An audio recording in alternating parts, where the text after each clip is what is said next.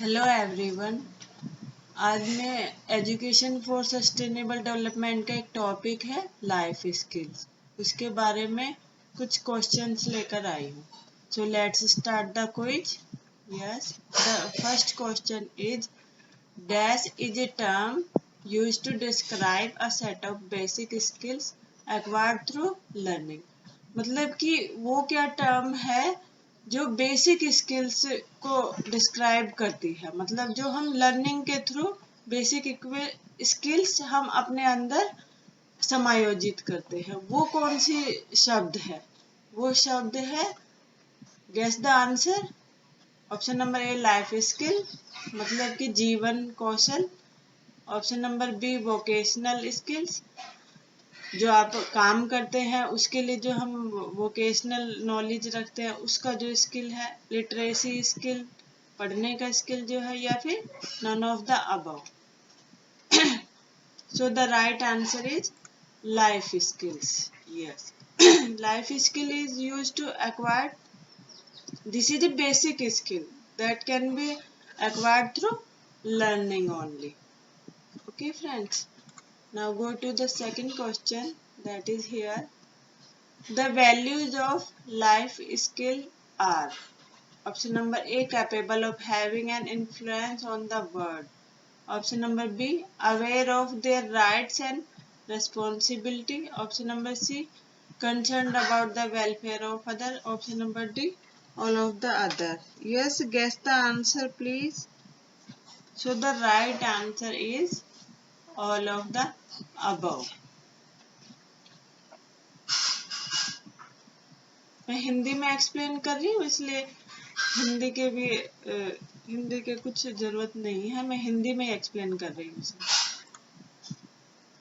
हिंदी वालों के लिए।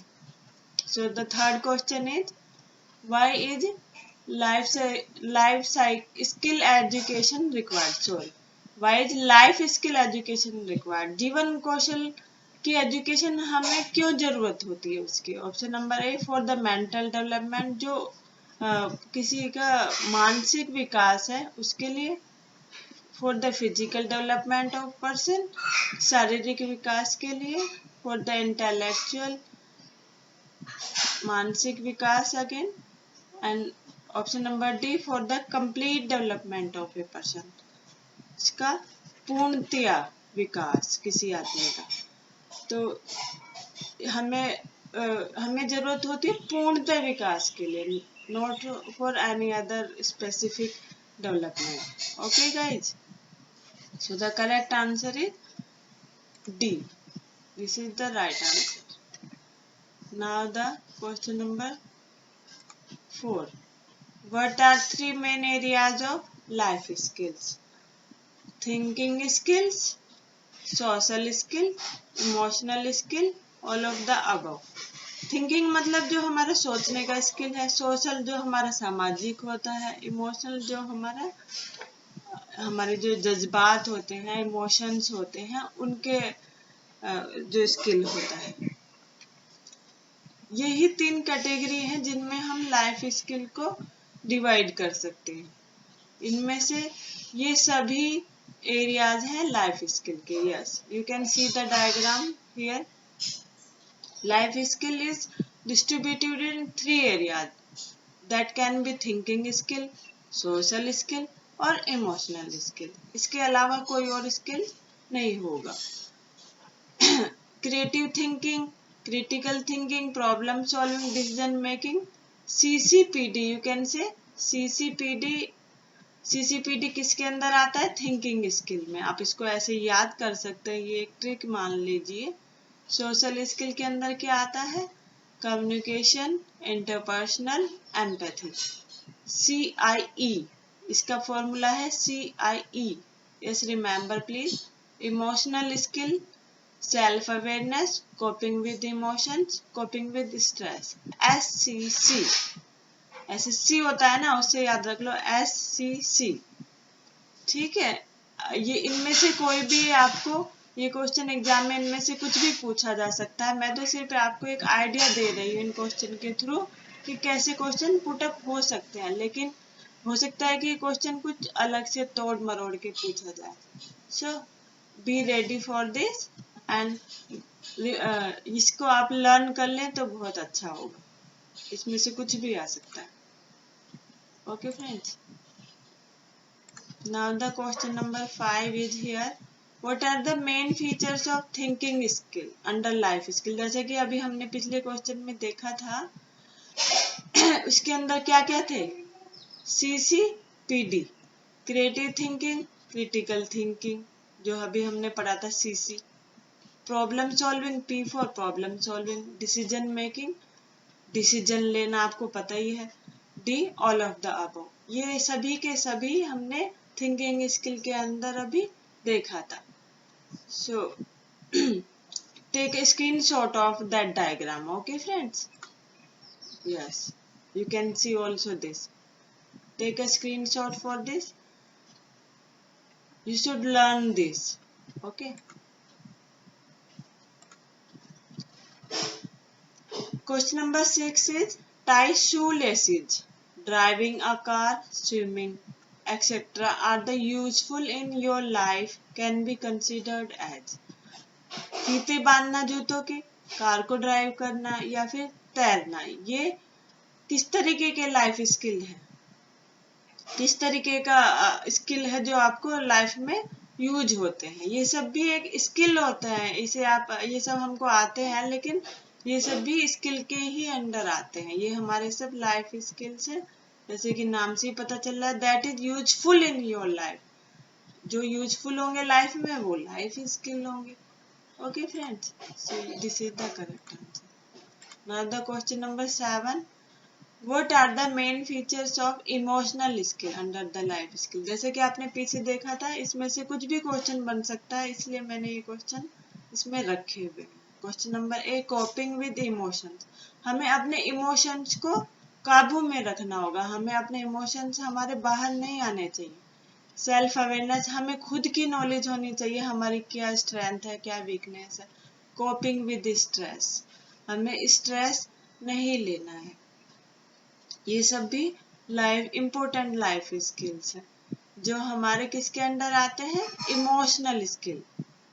इमोशंस, अवेयरनेस, स्ट्रेस, ये सब हमारे इमोशन के अंदर आते हैं, इसलिए ये तीनों टॉपिक इस स्किल के अंदर आएंगे, इमोशनल स्किल के। So be remember this. Now the question number 8 is here, helping decision making in daily life. What is speciality of the life skill.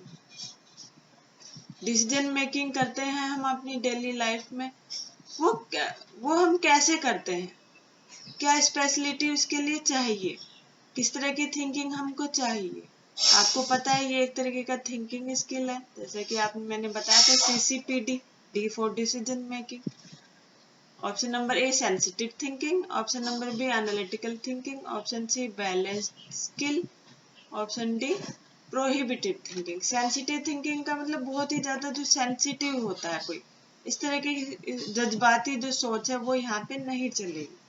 Analytical, जो हम कुछ एनालाइज करते हैं, जिसमें हम कुछ पता लगाते हैं, कुछ जानकारी लेते हैं, उस तरह की थिंकिंग। बैलेंस की, हमें बैलेंस रखना है आपने। प्रोहिबिटेड भी इसका आंसर नहीं होगा, इसका आंसर होगा analytical thinking. Analytical thinking is the specialty of life skill that can be help in decision making in our daily life। हमारी जो रोजमर्रा की जिंदगी है उसमें डिसीजन लेने के लिए हमें किस तरह की थिंकिंग चाहिए, analytical thinking. Okay, this is the correct answer.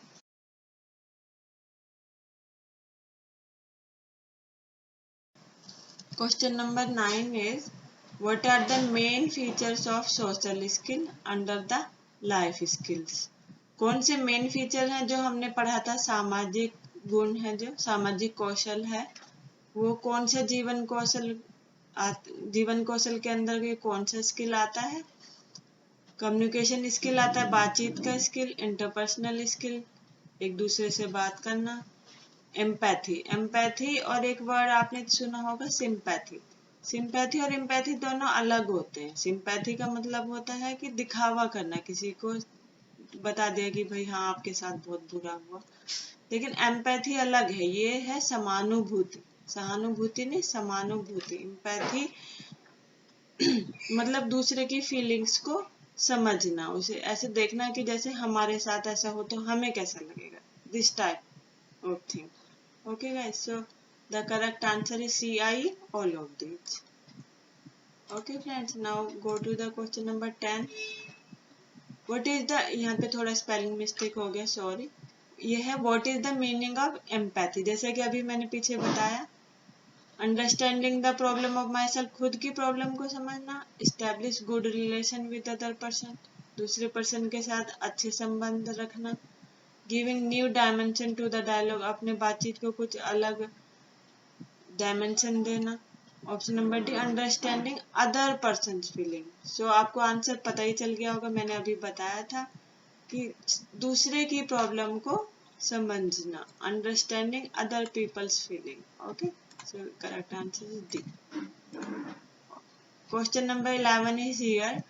Dash is the process of planning and exercising conscious control over amount of time spent on specific activities. Wait a minute. Yes.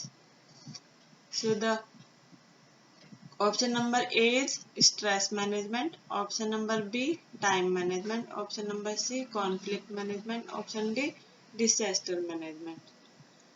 हम अपने time को किस तरीके से अच्छा use करें, वही क्या कहलाता है, टाइम मैनेजमेंट। यही इसका मतलब है।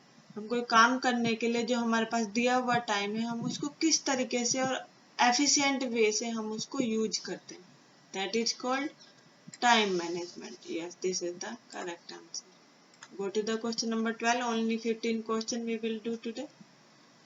What is the aim of time management? Time management का क्या उद्देश्य होता है?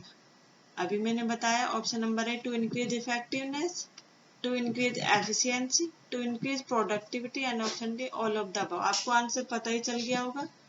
हमें अपने टाइम को इफेक्टिवली और प्रोडक्टिवली यूज करना है। So the correct answer is all of the above. Okay,